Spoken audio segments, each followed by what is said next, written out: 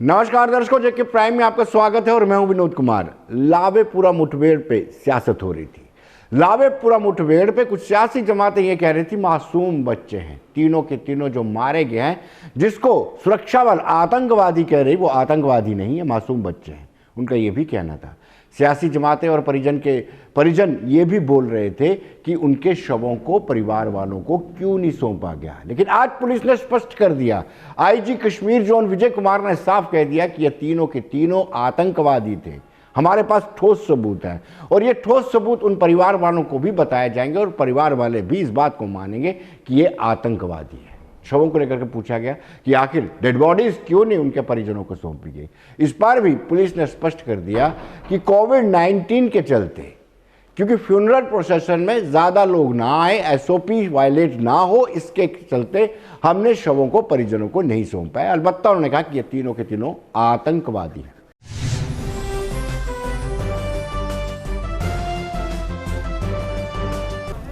देखिए, जानबूझ के हम लोग शेयर नहीं कर रहे हैं क्योंकि ये बहुत सेंसिटिव मामला है और अभी तक जितना हम लोग को जो डाटा मिला है उसके हिसाब से तीनों जो एसोसिएट उसमें इनकाउंटर मारे गए, ये इन्वॉल्वमेंट था उनका, ये लॉजिस्टिक सपोर्ट करते थे।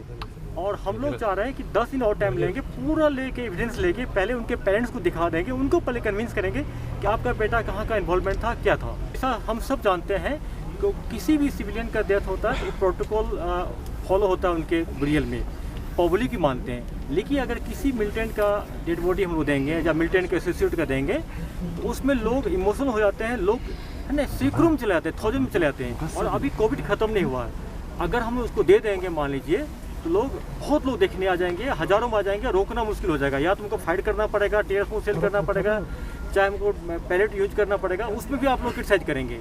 तो उनका चूंकि बिरियल हो गया है, उनके पेरेंट्स के सामने हुआ, उसमें पुलिस, मजिस्ट्रेट, उनके पेरेंट्स भी, उनके फैमिली मेंबर पार्टिसिपेट किए हैं, तो अभी देने के लॉजिक दोबारा किसी भी बिरियल होता है। जब तक कोविड का प्रॉब्लम है, सोसाइटी कोविड खत्म नहीं हो जाएगा तब तक हम उसको नहीं देंगे। क्योंकि ये आप लोग भी देखे होंगे, ये सच भी है कि मिलिटेंट और एसोसिएट के बिरियल में लोग इमोशनल हो जाते हैं, लोग हमारे प्रोटोकॉल को फॉलो नहीं करते सोपी को। अभी किसी सिविलियन का बिरियल होगा, जब फ्यूनरल होता है, कुछ होता है, तो उसमें लोग बात मानते हैं, लेकिन मिलिट्री के मामला में लोग निकल जाते हैं। दो ही उपाय है उसके लिए, या तो आप उसको बाय फोर्स रोकेंगे, उसमें फायरिंग हो सकता है और फर्दर लॉस हो सकता है। उसको रोकने के लिए लार्जर इंटरेस्ट में हम लोग नहीं देते हैं।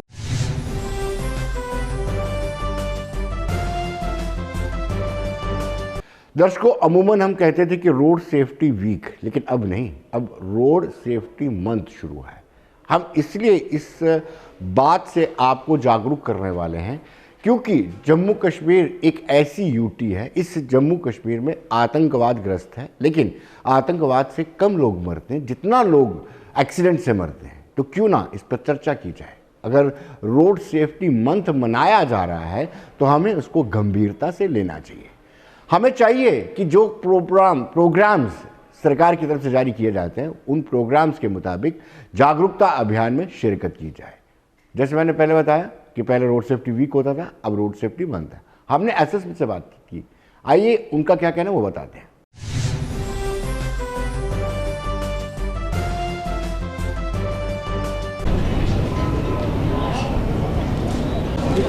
I request to RTO Jammu. Thank you so much, sir.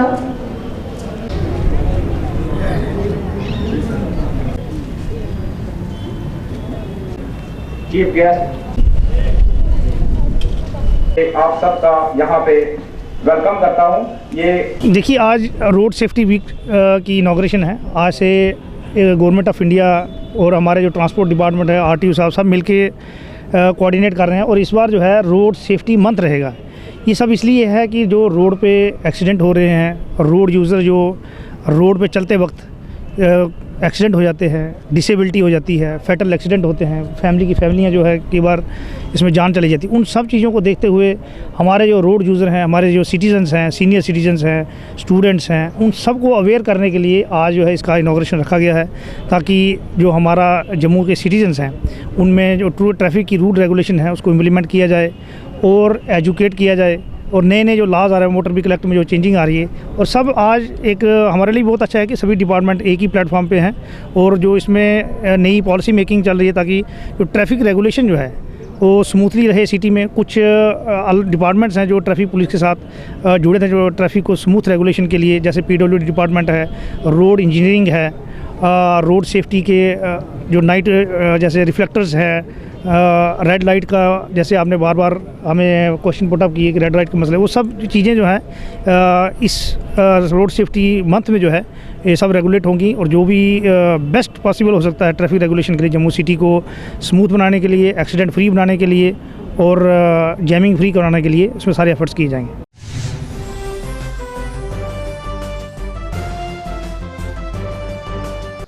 दर्शकों, आज के हमारे खास मेहमान हैं अरुण गुप्ता, जो हाल ही में चैम्बर ऑफ कॉमर्स के चुनाव जीत के आए हैं और बहुत बड़ी उपलब्धि है। ट्रायंगुलर कंटेस्ट था, टफ था, लेकिन जीते। अरुण जी, सबसे पहले हमारे कार्यक्रम की तरफ से आपको बहुत बहुत मुबारक हो जीत की। धन्यवाद। दूसरा सवाल मेरा ये रहेगा आपसे कि अब चैम्बर की टीम के लिए सबसे बड़ा चैलेंज क्या लगता है आपको? विनोद जी, अब सबसे बड़ी बात तो ये है कि पिछले 1 साल से चैम्बर जो है वो हेडलेस थी और इस दौरान में लोगों ने काफ़ी सफ़र किया है जी। क्योंकि कोर्ट का डिसीज़न आने के बाद वहाँ पर कोई भी टीम जो थी वो प्रेजेंट नहीं थी।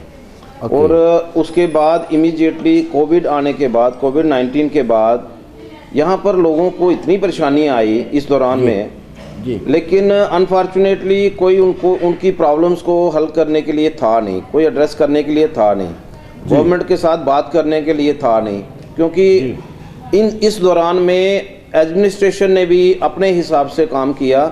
लेकिन कुछ चीज़ें ऐसी थी कि अगर एडमिनिस्ट्रेशन के साथ बात करके उनको समझा करके हम काफ़ी चेंजेस कर सकते थे। लोगों के बिजनेस जो हैं वो 3-3 महीने तक बंद रहे, जो बड़ा अनफॉर्चुनेट था। अब जबकि नेबरिंग स्टेट में 1 महीने के बाद बिजनेस खुल गए, यहाँ पर एक दो बिजनेस तो 1-2 चीज़ों के बिजनेस तो खुले, लेकिन बाकी सब जो ट्रेड थे वो बंद रहे। लेकिन अगर चैम्बर जो थी उस समय चैम्बर की कोई टीम होती तो जरूर जो है वो एडमिनिस्ट्रेशन के साथ बात करके। लेकिन इसमें मैं एक और बात जोड़ना चाहता हूँ कि हमारे जितने भी सीनियर मेंबर्स थे, एडमिनिस्ट्रेशन के लोग, इसमें एक्स ऑफिस बीयरर्स थे, अगर वो थोड़ा सा रोल प्ले करते तो शायद इतनी मुश्किलें जो हैं बिजनेस कम्युनिटी को नहीं आती। लेकिन जो हो चुका है वो हो चुका है। अब कोशिश करेंगे कि आज के बाद इस तरह की जो प्रॉब्लम्स हैं वो बिजनेसमैन के सामने नहीं आए। और इन केस ये तो एक बड़ा अनफॉर्चुनेट है कि कोविड-19 के बाद बहुत सारी परेशानियां जो हैं वो बिजनेसमैन ने, चाहे इंडस्ट्री है चाहे बिजनेसमैन है, दोनों ने बड़ी मतलब मुश्किल में रहे हैं सभी। तो अब मेरी ये कोशिश रहेगी कि दोबारा ये कोशिश मतलब ये जो मुश्किलें हैं वो ना आए, ये मेरी तरफ से पूरी कोशिश रहेगी। अरुण जी, शिकायत रहती है इंडस्ट्रियलिस्ट को, इंडस्ट्री जो उद्यमी है उनकी ये शिकायत रहती है कि चैम्बर ऑफ कॉमर्स की जो भी टीम आती है वो ट्रेडर्स की तरफ ज़्यादा उनका रुझान रहता है बजाय इंडस्ट्रियलिस्ट के, बराबर तरजीह नहीं दी जाती है। विनोद जी, ऐसा है कि मुझे थोड़ा सा समय मिले, थोड़ा सा समय आप देंगे मुझे, उसके बाद आप देखेंगे कि मैं पूरी कोऑर्डिनेशन से, मैं ये नहीं है कि भाई मैं एक ऐसे सेल बनाऊंगा जिसमें दोनों मेंबर्स होंगे, इसमें इंडस्ट्री के भी मेंबर होंगे, ट्रेड के भी मेंबर होंगे, और जो भी इनकी प्रॉब्लम्स हैं अगर वो कॉमन प्रॉब्लम है तो वो कॉमन तरीके से उसका हल निकालेंगे, और अगर डिफरेंट प्रॉब्लम है तब भी जो है एक दूसरे के साथ मिल कर के वो प्रॉब्लम का सॉल्यूशन जो है वो हम निकालने की कोशिश करेंगे। रेस्ट अश्योर कि भाई मेरे टेन्योर में कम से कम मैं ऐसा एक तालमेल बिठाने की कोशिश करूंगा जिसमें ना इंडस्ट्री वालों को कोई शिकायत रहेगी ना ट्रेडर्स को शिकायत रहेगी। अरुण जी, क्या कोर्ट में आप उसको परस्यू करेंगे जो 461 मेंबर्स का वोटिंग राइट चला गया है, क्योंकि आपकी नई टीम आई है?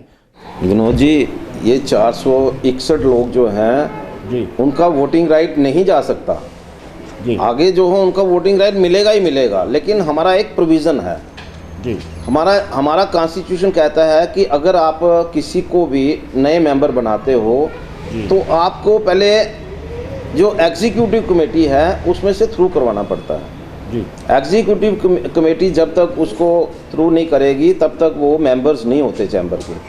जी तो कोर्ट में ये मसला जो है वो तो तब तक रहेगा कि अगर हम लोग उसमें उस प्रोसेस को ख़त्म नहीं करते।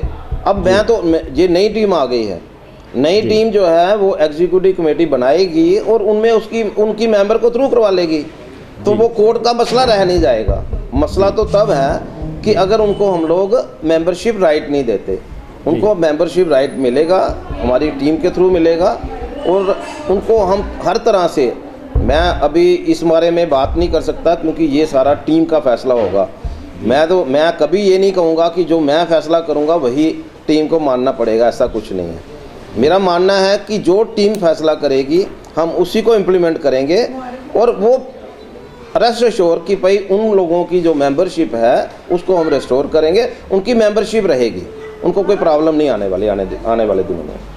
अरुण जी, सत्ता का मोह सबको होता है। आपने देखा भी था कि कॉन्स्टिट्यूशन के मुताबिक 4 साल में आपको चुनाव करवाने थे, 2 साल में आपको चुनाव करवाने थे, लेकिन चुनाव जो है लिंगरान होते जाएंगे। क्या इसको आप सुनिश्चित करेंगे अपने टेन्योर में भी कि हर हाल में 2 साल के बाद चैम्बर के चुनाव हों?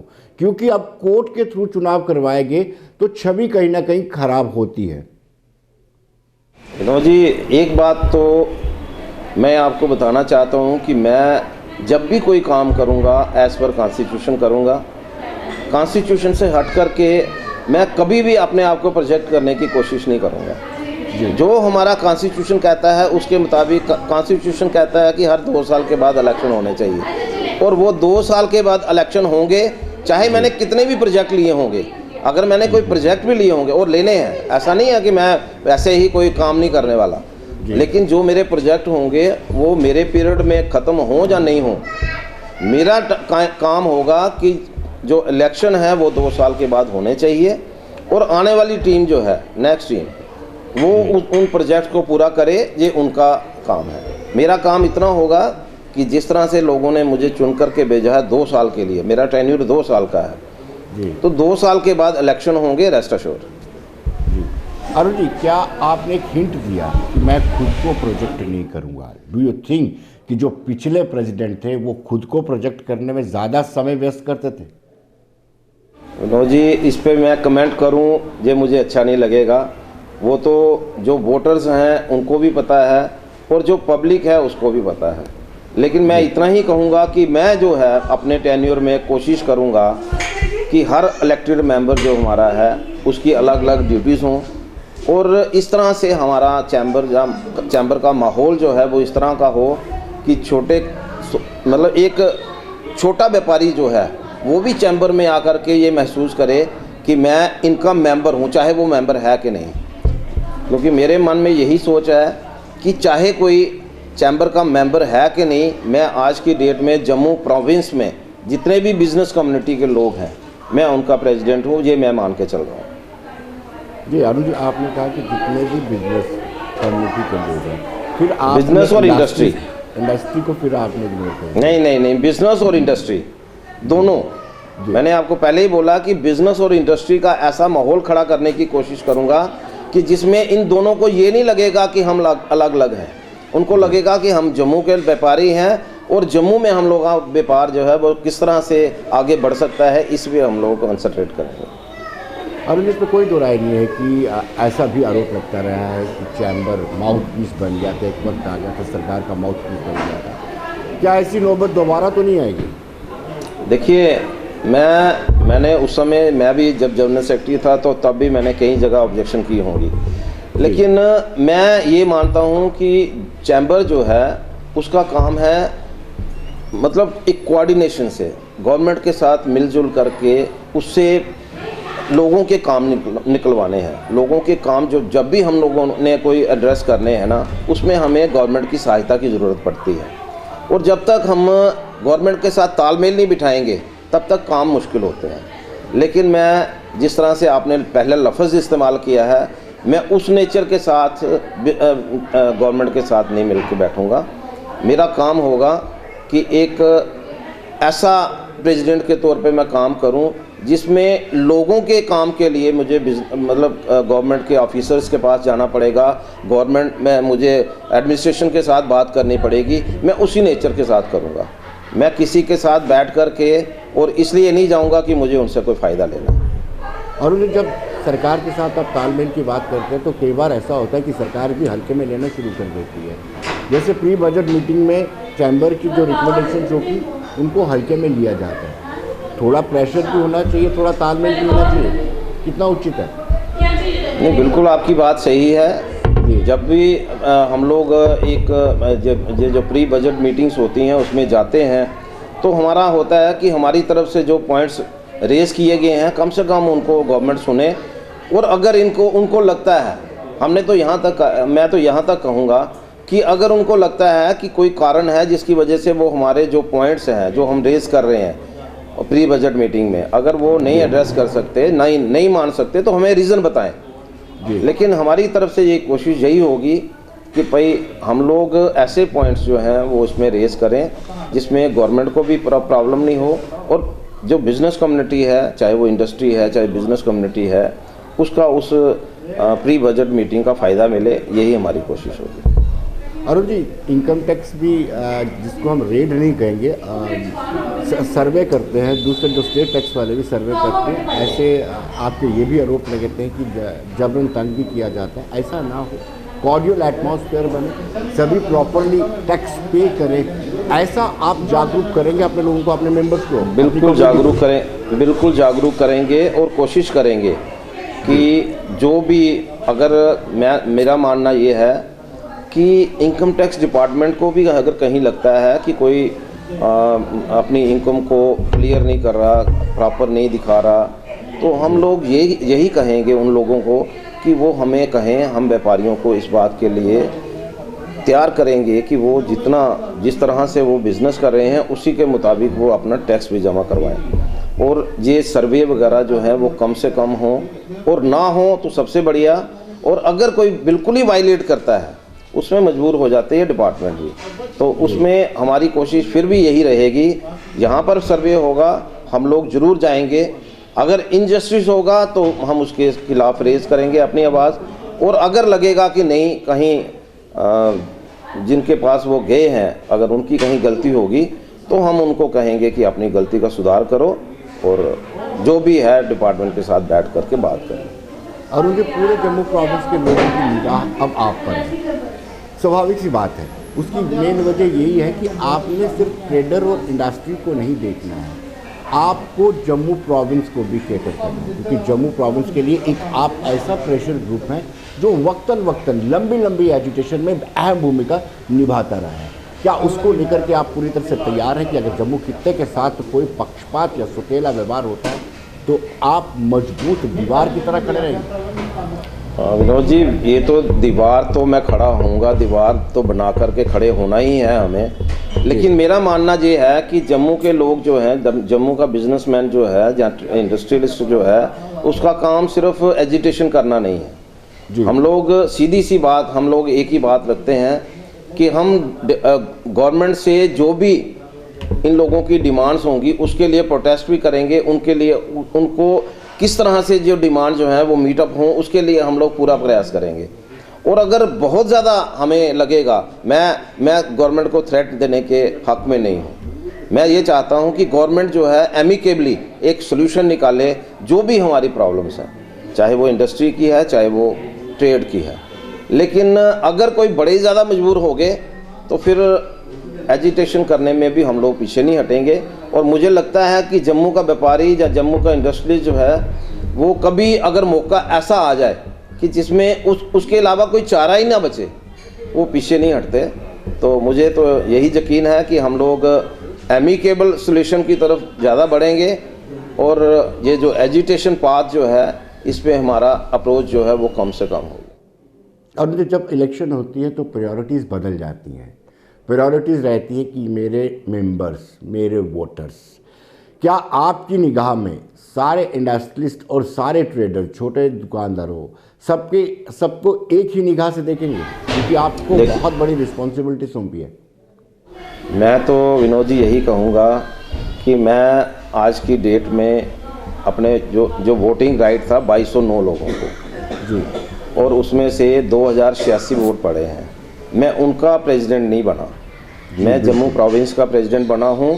और चाहे कोई मेरे विरोध में भी खड़ा था, मैं आपको एक बात बता देता हूं, इस पूरी कैंपेन में हम लोगों ने इस तरह का माहौल बना करके रखा हुआ था कि अगर किसी ने कोई विरोध में भी खड़ा है तो हम उनको भी गले लगाते थे। और मेरा आगे भी यही प्रयास है कि हम लोग जो हैं, मैं अपने आप को ये महसूस करूँगा कि अगर कोई इंडस्ट्री के 2 लोग मेरे अगेंस्ट भी थे, वो मेरे भाई हैं। अगर उनका मन जो है वो मेरे प्रति उनको लगता था कि यार मेरे से बेटर दूसरे हैं, अब मैं उनको ये दिखाने की कोशिश करूँगा कि भाई वो भी बेटर है, मैं भी बेटर हूँ। तो मेरा प्रयास यही रहेगा कि मैं सबको साथ लेकर के चलूँ और ऐसा माहौल खड़ा करूँ कि चैम्बर में कि सभी को आकर के वहाँ लगे कि वाकई हम लोग चैम्बर के मेंबर बन करके, जिस तरह का पीछे माहौल था उनको लगता था कि यार मेंबर बन के हम लोगों ने क्या अचीव किया है। तो मैं यही कहूँगा कि आने वाले दिनों में मैं ऐसा एक माहौल क्रिएट करने की कोशिश करूँगा। अपने इलेक्टेड जो मेरे बाकी ऑफिस बेयरर्स हैं उनके साथ मिल करके हम लोग चलेंगे और ऐसा माहौल बनाएंगे कि सबको लगेगा कि नहीं यार, चैम्बर में आकर के हमने कुछ ना कुछ गेन किया है। अरुण जी, क्या आपको लगता है कि मौजूदा कॉन्स्टिट्यूशन में किसी तरह के बदलाव, तरमीम की ज़रूरत है? बिल्कुल ज़रूरत है, बिल्कुल अमेंडमेंट होगी। और मैं ये समझता हूँ कि आने वाले दिनों में कोई ऐसा माहौल बने। देखिए विनोद जी, मैंने आज से मेरा जो चैम्बर का पीरियड है, मैंने 75-76 से देखना शुरू किया था जी। हमारे पिताजी भी प्रेसिडेंट रहे हैं 72 में जी। और मेरे ब्रदर जो हैं रमेश गुप्ता, वो 2 टाइम प्रेसिडेंट हैं, एक्स प्रेसिडेंट हैं। 89 में भी वो प्रेसिडेंट बने थे और 97 में भी बने थे। और उनके बाद मैं उसी परिवार का एक हिस्सा हूँ मैं। लेकिन एक बात ज़रूर है जी, पहले जो प्रेसिडेंट बनते थे, पहले के जो मैं दयाराम शाह की बात सुनता था अपने पिताजी से, चौधरी साहब की बात सुनता था अपने पिताजी से, क्योंकि हमारे पिताजी हमें बताते थे कि यार ये लोग कितने स्ट्रांग थे। और वाकई में वो लोग जो हैं वो बहुत ज़्यादा स्ट्रांग थे। इवन चीफ मिनिस्टर ने भी अगर कोई बात करनी होती थी तो वो सबसे पहले इन लोगों से पूछते थे कि भाई हाँ जी शाह जी, हमने बताइए आपकी क्या राय है। हमने उन लोगों को देखा है। लेकिन अनफॉर्चुनेटली अब पिछले काफ़ी देर से यही हो रहा है कि भाई परमानेंट एक सिटिंग जो है वो चैम्बर के अंदर बनती जा रही है। मेरी कोशिश होगी कि ये कंटिन्यू प्रोसेस जो है उसको किसी तरह से रोका जाए। मैं चाहता हूँ कि नए नए लोगों को आने का मौका मिले, नए चेहरे आने का मौका मिले, नए आइडियाज़ जो हैं वो लोग लेकर के आएँ। क्योंकि देखिए जो नए लोग आएंगे ना, उनके मन में होता है कि यार हमें कुछ करना है। जो पुराने लोग होते हैं उनका काम ये होता है कि चलो यार एक को मिल लो, दूसरे को मिल लो, इस ऑफिसर को मिल लो, उस ऑफिसर को मिल लो और अपना टाइम पास कर लो। तो मैं उस इशू को बिल्कुल क्लियर हूँ उसमें कि मुझे अमेंडमेंट करनी है और ऐसी अमेंडमेंट करनी है जिसमें परमानेंट सिटिंग जो है वो किसी तरह से भी हमें ना मुझे एक्सेप्टेबल है, मैं चाहता हूँ कि मेंबर एक्सेप्ट करें। अरुण जी, आपके बातों से, आपके बातों के लब्बो लभाव से ये हिंट मिल रहा है कि आप इस तरह की तरमीम करना चाहते हैं कि जो प्रेसिडेंट हो नेक्स्ट टाइम इलेक्शन ना लड़ सके, उसके बाद लड़े। क्या ऐसा चाहते हैं? मेरा तो मैं अभी इसी के बारे में जब तक मैं अपने जो ऑफिस बेयरर्स हैं मैं उनके साथ बात नहीं कर लेता। लेकिन क्योंकि देखो उनकी राय लेना, मैं डिक्टेटर नहीं हूँ, उनकी राय लेकर के, लेकिन जो आपने बात कही है ये मैं अपने पर लागू करना चाहता हूँ। और अगर वो मानते हैं तो ये लागू जो है वो इसी साल में होगा। और मेरा प्रयास यही रहेगा कि एक टेन्योर के बाद एक गैप कम से कम 2 साल का, और उसके बाद और एक चेयर पे, एक पोस्ट पे लाइफ टाइम 2 बार, तीसरी बार वो इलेक्शन नहीं लड़ सके। इस तरह का मेरा जो अपना मानना है, मैं तो यही कोशिश करूँगा। अब बाकी के मेंबर जो हैं वो मुझे किस नेचर में लेते हैं तो वो तो उसके बाद ही मिलेगा। उसके बाद मैं आपके साथ फिर बात करूंगा इस बारे में। अरुण जी, आपने अपने सीनियर्स की बात बताई कि वो बताते थे कि कोई भी डिसीज़न अगर सरकार को लेना होता था, चीफ मिनिस्टर को लेना होता था, तो वो चैम्बर के फॉर्मर प्रेसिडेंट से पहले पूछते थे। बिल्कुल। यानी मेयार गिरा है, अब चैम्बर का जो कद है कम हुआ है। मैं ये बात तो नहीं कह सकता कि चैम्बर का कद कम हुआ है, लेकिन पिछले कुछ पीरियड में हमारा जो गवर्नमेंट के साथ तालमेल था ना, वो इस तरह सा बन गया हुआ था कि यहाँ तो हम गवर्नमेंट की ही बात सुनते थे, तो यहाँ हम टोटल दूसरी साइड पे चलना शुरू कर देते थे। जी। तो मुझे इस बारे में कोई इतना ज़्यादा कमेंट नहीं करना है, लेकिन मैं अपने पीरियड में यही कोशिश करूँगा कि जो खोया हुआ एक स्वाभिमान है जो हमारे मेंबर्स का, मैं उसको फिर से रेस्टोर करने की कोशिश करूँगा। मैं इतना ही बात कहना चाहूँगा। आखिरी सवाल अरुण जी, समय का अभाव है। What about club? क्लब का क्या बनेगा? एक बड़ा हवा बना के रखा हुआ है कि chamber of commerce and industry एक बहुत बड़ा क्लब अपने सदस्यों को देने वाला है। देखिए, एक बात जो है ना विनोद जी, फाइल एक शुरू हो गई, लोगों ने पैसा भी जमा करवाया है, लोगों का पैसा बिल्कुल सेफ है। मेरा मानना है कि क्लब जो है वो एक रिक्वायरमेंट है मेंबर्स के लिए जी, और कोशिश यही होगी कि क्लब की मैनेजमेंट जो है वो अलग से होगी, चैम्बर की टीम वो है वो अलग से होगी जी। कोशिश करेंगे 10 कनाल 12 कनाल 15 कनाल का एक लैंड लेने की गवर्नमेंट से सब्सिडाइज रेट पे, और मुझे यकीन है कि गवर्नमेंट हमारी बात को मानेगी भी, समझेगी भी और मानेगी भी। और वो जो क्लब की बात है वो मैं सोचता हूँ अपने दिमाग में, मेरे दिमाग में ये है कि क्लब की वर्किंग के साथ चैम्बर का कोई लेना देना नहीं है, लेकिन क्लब की जो मैनेजमेंट बनेगी उसको इस हिसाब से हम लोग बनाएंगे कि मतलब आने वाले दिनों में कहीं क्लब में भी ग्रैबिंग ना शुरू हो जाए। वो मेरा मानना ये है कि इसके लिए थोड़ा सा प्लान करना है, लेकिन मैं भी चाहता हूँ कि क्लब जो है बने, लेकिन अब वो बनेगा जब हम लोग सभी बैठ कर के देखेंगे कि इसका कैसे हल हो सकता है और गवर्नमेंट हमारी कितनी हेल्प करती। जी, अरुण जी बहुत बहुत शुक्रिया और एक मरतबा फिर बहुत धन्यवाद। धन्यवाद।